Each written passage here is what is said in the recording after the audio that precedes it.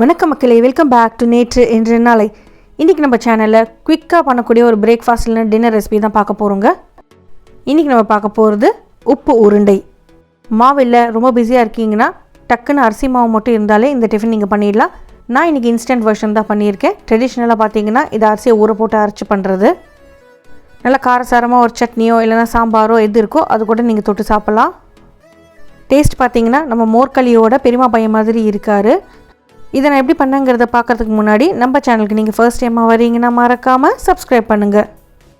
இன்ஸ்டண்ட்டாக கடையில் கிடைக்கூட அரிசி மாவு வச்சு பண்ணாலுமே ரொம்பவே சாஃப்ட் அண்ட் ஸ்பஞ்சியாக இருந்தது. அப்படியே வாயில் போட்டால் கரைஞ்சிடும். டக்குன்னு பிஸியாகவோ இல்லைனா லேசியாக இருக்கிற அன்றைக்கி நீங்கள் இதை ட்ரை பண்ணலாம்.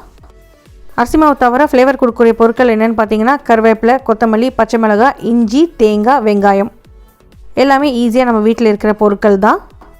வாங்க எப்படி பண்ணலாங்கிறத பார்த்துடலாம். ஒரு கடாயில் 2 டேபிள் ஸ்பூன் எண்ணெய் சூடு பண்ணிவிட்டு எண்ணெய் சூடானதும் 1 டீஸ்பூன் கடுகு, 1/2 டீஸ்பூன் ஜீரகம் சேர்த்துக்கலாம்.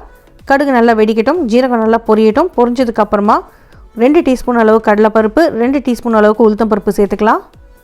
இது கூடவே நான் காரத்துக்கு 3லேருந்து 4 காஞ்ச மிளகாய் சேர்த்துருக்கேன். காரம் உங்கள் வீட்டுக்கு ஏற்ற மாதிரி அட்ஜஸ்ட் பண்ணிக்கோங்க. இது கூட நம்ம காரத்துக்கு சேர்க்க போகிறது ஒரே ஒரு பச்சை மிளகாய். பருப்புலாம் நல்லா பொன்னிறமாக மாறுற வரைக்கும் எண்ணெயில் வறுத்துக்கலாம். பொன்னிறமாக மாறினதுக்கப்புறமா கொஞ்சம் தாராளமாக பொடிப்பொடியாக நறுக்கின கருவேப்பிலை, 1 டீஸ்பூன் அளவுக்கு பொடிப்பொடியாக நறுக்கின இஞ்சி, அதுக்கப்புறமா ஒரு பெரிய சைஸ் நான் பச்சை மிளகாய் சேர்த்துருக்கேன். பச்சை மிளகாய், காஞ்ச மிளகாய் ரெண்டுமே உங்கள் வீட்டு காரத்துக்கு ஏற்ற மாதிரி அட்ஜஸ்ட் பண்ணிக்கோங்க.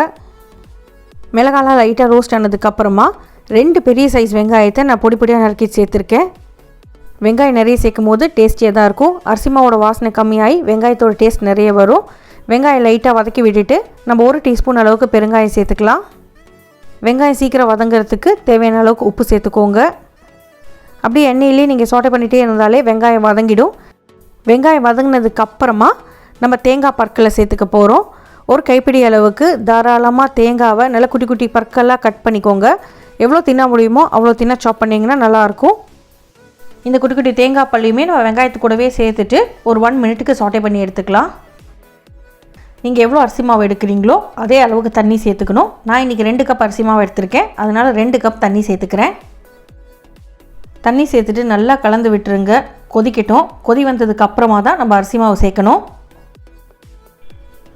நான் இன்றைக்கி 2 கப் அரிசி மாவு எடுத்திருக்கேன்னு சொன்னேன் இல்லையா, அரிசி மாவை எப்போவுமே சலிச்சிட்டு எடுத்துக்கோங்க. பூச்சி வண்டெல்லாம் இருக்க சான்ஸ் இருக்குது. நல்லா தளத்தலன்னு கொதிச்ச உடனே நம்ம அரிசி மாவு சேர்த்துட்டு அடுப்பை ஆஃப் பண்ணிவிட்டு அதுக்கப்புறமா நல்லா மிக்ஸ் பண்ணி விட்டுக்கலாம். அரிசி மாவு வேகிறதுக்கு இந்த தண்ணியோட சூடே போதும். நல்லா கலந்து விட்டுட்டு கொஞ்சமாக மேலே கொத்தமல்லி இலைகளையும் தூவி விட்டுட்டு மிக்ஸ் பண்ணி விட்டுட்டு ஆறுற வரைக்கும் இப்படி ஓரமாக வச்சுடுங்க. மேலே காயாமல் இருக்கிறதுக்காக ஆறும்போது மேலே கொஞ்சமாக தண்ணி தெளித்து விட்டுடலாம். கை பொறுக்கிற சூடு வர வரைக்கும் வெயிட் பண்ணுங்கள். கை பொறுக்கிற சூடு வந்ததுக்கப்புறமா நம்ம நல்லா கை போட்டு பிசைஞ்சுக்கணும். இந்த ஸ்டேஜில் நல்லா மிக்ஸ் ஆகணும்னு அவசியம் இல்லைங்க. இந்த தண்ணியெல்லாம் இந்த அரிசி மாவில் பத்துற அளவுக்கு மிக்ஸ் பண்ணி விட்டால் போதும். இப்போ மேலே காயாமல் இருக்கிறதுக்காக நம்ம தண்ணி தெளித்து விட்டோம் இல்லையா, அதனால இது நல்லா ட்ரை ஆகாமல் சூப்பராக இருக்கும். கை பொறுக்கிற சூடு வந்துருச்சு. நான் நல்லா பிசைஞ்சிக்க போகிறேன். இந்த ஸ்டேஜில் உங்களுக்கு எக்ஸ்ட்ராவாக உப்பு தேவைப்படுனா டேஸ்ட் பண்ணி பார்த்துட்டு உப்பு சேர்த்துக்கோங்க. பிசையும் போது உங்களுக்கு ரொம்ப ட்ரையாக இருக்குன்னு தோணிச்சுன்னா மேலே கொஞ்சமாக வெந்நீர் தெளிச்சிட்டு அப்படி பிசைஞ்சிக்கோங்க. இப்போ கையை நல்லா ஈரம் பண்ணிவிட்டு கொஞ்சம் கொஞ்சமாக மாவு எடுத்துகிட்டு குட்டி குட்டி உருண்டைகளை நம்ம உருட்டி வச்சுக்கலாம். கையை ஈரம் பண்ணிக்கிட்டிங்கன்னா உங்களுக்கு கையில் எந்த மாவும் ஒட்டாது, அழகாக உருண்டை பிடிக்க வரும். எல்லா மாவுமே இந்த மாதிரி குட்டி குட்டி உருண்டைகளை உருட்டி ரெடியாக எடுத்து வச்சுக்கலாம். உருட்டினதுக்கப்புறமா இதை நம்ம ஸ்டீம் பண்ண போகிறோம். இது பார்த்திங்கன்னா உங்களுக்கு அழகாக உருட்டை வரும். உங்கள் வீட்டில் ஸ்டீமர் என்ன இருக்கோ அதில் ஸ்டீம் பண்ணிக்கோங்க. இடியாப்ப தட்டு, இட்லி தட்டு, இல்லைன்னா பேம்பூ ஸ்டீமர் எதில் வேணாலும் ஸ்டீம் பண்ணிக்கலாம்.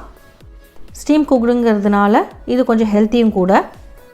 ஸ்டீம் பண்ணுறதுக்கு முன்னாடி இட்லி தட்டில் எண்ணெய் தடவிட்டு அதுக்கப்புறமா ஒரு உருண்டைகளாக அரேஞ்ச் பண்ணிவிட்டு நம்ம ஸ்டீம் பண்ணிக்க போகிறோம்.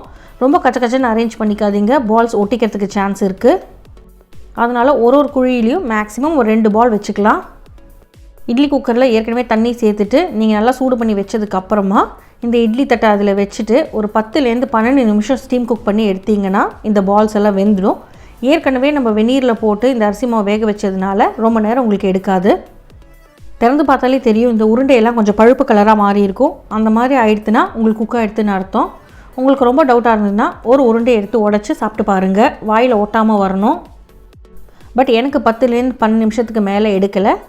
நம்ம நிறைய வெங்காயம் போட்டு பண்ணியிருக்கிறதுனால ரொம்பவே டேஸ்டியாக இருக்கும். ட்ரை பண்ணி பாருங்கள். ஸ்டீம் பண்ணி சுட சுட நல்லா ஒரு காரசாரமாக சட்னி கூட சர்வ் பண்ணுங்கள். சாப்பிட்றதுக்கு ரொம்பவே நல்லாயிருக்கும்.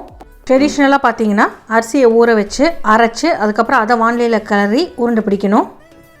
டைம் இல்லாத அன்றைக்கி இந்த மாதிரி இன்ஸ்டன்ட் வெர்ஷன் ட்ரை பண்ணி பாருங்கள். ட்ரை பண்ணி பார்த்துட்டு எப்படி இருக்குன்னு சொல்லுங்கள். நம்ம சேனலுக்கு நீங்கள் ஃபர்ஸ்ட் டைமாக வரீங்கன்னா லைக் பண்ணுங்கள், ஷேர் பண்ணுங்கள், மறக்காமல் சப்ஸ்கிரைப் பண்ணுங்கள். இன்னொரு நல்ல வீடியோவோட உங்களை நாளைக்கு சந்திக்கிறேன். Until then, take care. Bye bye. Thanks for watching. Happy weekend.